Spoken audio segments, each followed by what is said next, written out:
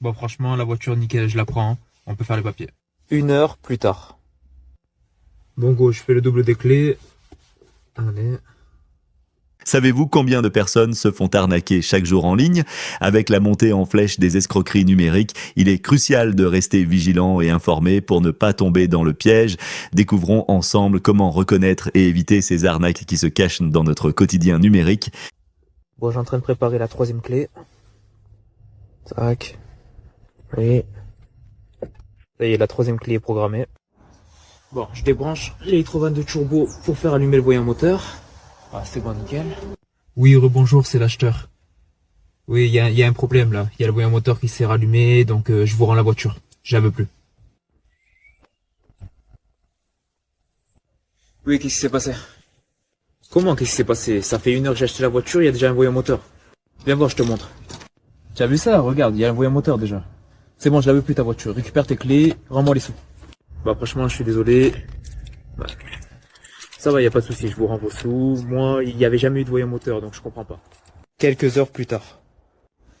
Bon, c'est bon, vu qu'il n'y a plus personne et que j'ai pris la 3e clé, je peux voler la voiture.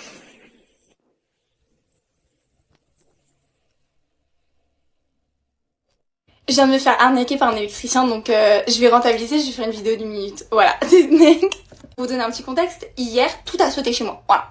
Blackout. Super parce qu'en plus, je suis en train de lire un livre sur des meurtres.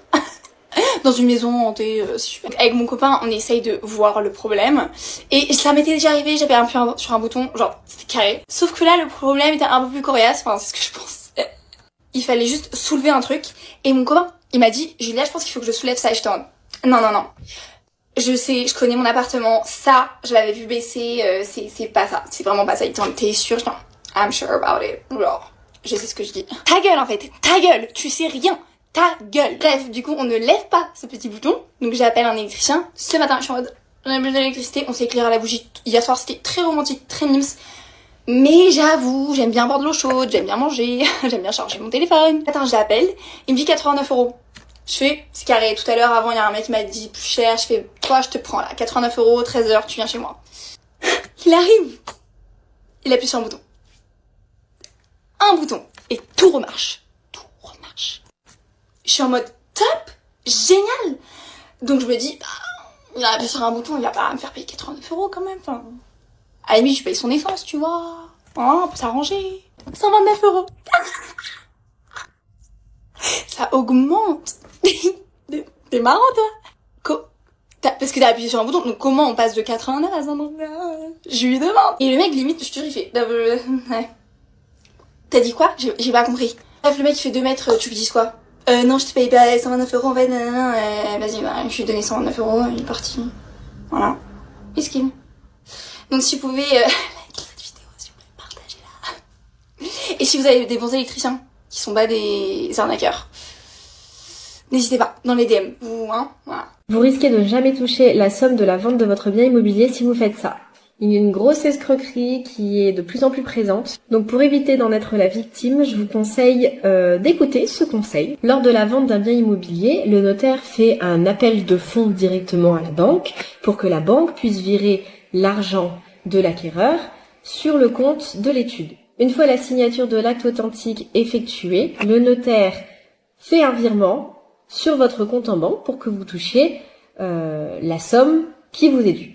Et c'est à ce moment-là qu'il faut être très vigilant sur ce que vous comptez faire. Jusqu'à présent, beaucoup de notaires demandaient l'envoi de vos RIB personnels par mail, mais de plus en plus de RIB se font pirater, trafiquer, et donc la somme que verse le notaire, soi-disant à vous, atterrit finalement sur un autre compte en banque dont vous n'êtes absolument pas propriétaire. Et alors là, après, pour récupérer l'argent, bon courage. Donc ce que je vous préconise de faire, c'est d'aller au rendez-vous de compromis ou d'acte authentique avec votre RIB papier et que le notaire en fasse une copie ou garde carrément le RIB que vous lui apportez pour limiter les risques. Bon business! Je me suis fait arnaquer de 500 € en pensant que c'était TikTok et je ne suis pas la seule. Je vous explique pour éviter que vous fassiez avoir aussi. En gros, t'as des comptes sur TikTok qui mettent des vidéos avec des têtes de personnalités, de gens connus. Avec l'IA, maintenant, je pense que c'est assez facile d'imiter les gens. Donc du coup, ils ont pris ces personnalités-là, disent en gros, allez sur TikTok Job, vous allez gagner de l'argent en regardant des vidéos et en les likant. Ok, pratique. Je clique dessus quand même par curiosité.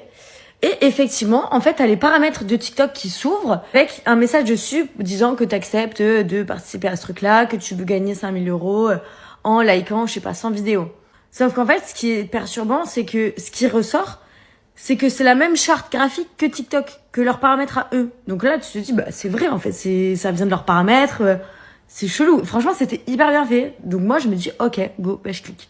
Suite à ça, en fait, ils te donnent un code que tu dois envoyer par message sur tes... Dans la première partie, on a vu comment une simple intervention sur un appareil peut coûter bien plus cher que prévu et comment des arnaques en ligne peuvent facilement nous piéger. Ça soulève des questions sur notre confiance envers les prestataires et les plateformes numériques. Dans la suite, on va découvrir d'autres pièges financiers à éviter pour protéger notre portefeuille. Telegram à une personne et qui est en gros ton agent. Cet agent-là, elle t'explique les choses, elle te met dans un groupe Telegram.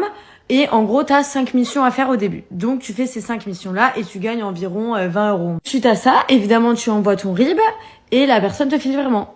Bam, en 5 secondes, t'as le virement, il est sur ton compte, t'as vraiment l'argent sur ton compte. Ça, c'est ok, c'est vrai. Bon, je suis quand même assez méfiante comme personne et je me dis, c'est quand même très bizarre et tu peux pas avoir de l'argent aussi facilement, ça, ne l'oubliez pas. Et là, le lendemain, parce qu'en fait, c'est des missions toutes les 24 heures à peu près au début. Et le lendemain, du coup, t'as 5 missions qui sont disponibles pour que tu les fasses. Ok. Donc, tu les fais. Parfait. Sauf que la 10e mission, c'est, tu leur envoies 30 euros. Et en retour, ils t'envoient, je sais plus, 100 euros à peu près. Donc là, tu te dis, bénéf, tu gagnes 70 euros. En plus, là, elle te remet dans un autre groupe Telegram. Ça montre qu'il y a plein de gens qui l'ont fait et qu'effectivement, ils ont reçu les virements. Alors, c'est à partir de ce moment-là où moi, j'ai arrêté et j'ai compris qu'il y avait un souci. Donc après, je me suis renseignée et effectivement, certaines personnes, après, reçoivent les 100 euros, les 300 euros que leur agent leur promette, ok. Sauf que, en fait, c'est pour gagner un petit peu ta confiance. Et après, au-delà, ils vont te demander des virements plus importants. Par exemple, 200 euros pour recevoir 600 euros. Mais à partir de ce moment-là, c'est là où tu vas plus recevoir les virements, en fait, de leur part. Pour certaines personnes, ça s'arrête à 20 euros. Après, le reste, dès qu'ils envoient les 30 euros, pour certains, c'est fini. Et là, c'est à partir du moment où ils sont arnaqués. Et d'autres, ça vient après. Donc voilà, ne vous faites pas avoir, l'argent, c'est jamais facile. Et allez travailler. Toi que SFR, quand je t'appelle, me surfacture parce que tu as un numéro Bouygues. SFR surfacture ses clients parce qu'ils appellent d'autres opérateurs. Ce n'est pas le pire, figurez-vous. Je me suis renseignée sur d'autres trucs chez SFR. Alors, je dis pas que c'est que SFR, mais honnêtement, ça me fout la rage. Parce que si tu leur demandes, en fait, si tu as une maison à un étage, par exemple, donc ça fait rez-de-chaussée, un étage, et que tu veux mettre ta télé au-dessus, donc à l'étage, et que tu veux garder tes ordinateurs et tes trucs pour travailler en bas dans une pièce de bureau, eh bien, pour avoir un bon réseau, soit en gros ça fonctionne d'un coup et t'as de la chance, soit ça fonctionne pas très bien, et alors dans ces cas-là, tu leur demandes, pareil, une box, comme en tout cas un truc qui puisse avoir la Wi-Fi, quoi, la box Wi-Fi. Donc tu demandes un deuxième boîtier. Tu es quand même dans ton droit. Tu as un compte chez eux. Tu es client. Bah non. Ils te refusent catégoriquement ce deuxième boîtier, alors que tu peux en avoir besoin. Ils te proposent un répétiteur. Et tiens-toi bien, le répétiteur est à 3 euros mensuels. Mensuel, les amis. Sachant qu'un décodeur, je l'ai vu à la Fnac, il coûte 70 balles.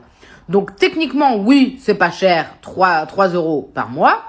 Mais quand tu cumules et que tu sais que tu ne l'auras jamais parce que c'est un prêt, c'est une location d'outils, bah tu dépasses large les 70 balles au bout d'un moment. Mais large, évidemment, faut que tu arrives à quoi? À peut-être 2 ans pour le payer entièrement. Et voilà, mais j'imagine le truc. Et tu ne l'as jamais vraiment à toi, quoi. Moi, j'hallucine. Et du coup, j'ai dit, ah ouais, donc imaginez, le décodeur, il fonctionne pas, voilà quoi. En gros, je l'ai dans le cul Lulu. Et tu sais, ils savent pas te répondre à ça. Parce qu'ils disent, en gros, faut essayer, quoi. Mais moi, je vais pas attendre je ne sais combien de temps pour essayer un appareil qu'ils vont envoyer sous 7 jours et qui, si ça se trouve, ne va même pas fonctionner. Moi, je leur ai simplement demandé, écoutez, envoyez-moi un deuxième boîtier, c'est pas compliqué, pour capter la Wi-Fi en bas. Bah non, pour eux, c'est considéré déjà, je suppose, comme un surplus d'outillage et ça leur reviendrait bien trop cher. C'est pour ça qu'ils ne veulent pas. Mais moi, je trouve que c'est un peu honteux de traiter ses clients comme ça. Voilà. Moi, je leur ai simplement demandé, écoutez, j'ai besoin d'un boîtier, voilà. Moi, j'ai une maison différente maintenant. Il me faut du réseau un peu partout dans la maison. Bah non. Vous voyez, c'est ça les opérateurs aujourd'hui. C'est je prends de l'argent comme je peux, Mais par contre, pour te dépanner, bah, ils te dépannent pas tant que ça finalement. C'est triste, mais c'est la vérité. Il y a une semaine environ, j'ai craqué sur ce trench long en suédine qui vient de la marque Lune de Paris. Restez jusqu'à la fin du unboxing, vous allez voir ce que j'ai commandé et ce que j'ai reçu. En fait, je me suis littéralement faite arnaquer. Juste pour vous expliquer brièvement comment ça s'est passé. Donc, je commande, je vois que, bon, potentiellement, c'est un sombre site. J'attends un peu ma commande, je sais pas trop où elle est. Je retourne sur leur TikTok et je vois qu'ils ont supprimé la page. C'est très mauvais signe. Du coup, je savais plus ou moins que je risquais de recevoir du caca, hein. Déjà, de ce que je vois, ça ne ressemble pas au trench qui était sur la vidéo. Waouh, les gars. C'est pas du tout le trench qui est sur la vidéo. Oh, la déception. J'espère que je vais pouvoir le renvoyer. Hein. Les gars, j'ai envie de vous dire, c'est du Shein. C'est horrible. On dirait littéralement le peignoir de mon grand-père. Je suis dégoûtée. Voilà, je sais pas trop quoi vous dire de plus. N'achetez pas ce produit. Merci à tous. Dans ces récits, la tromperie et la méfiance sont au cœur de nos interactions quotidiennes. Que ce soit un achat raté, une facture inattendue ou une promesse d'argent facile, les arnaques se multiplient et nous rappellent de rester vigilants. Alors, comment naviguer dans ce monde où la confiance est mise à l'épreuve à chaque tournant ?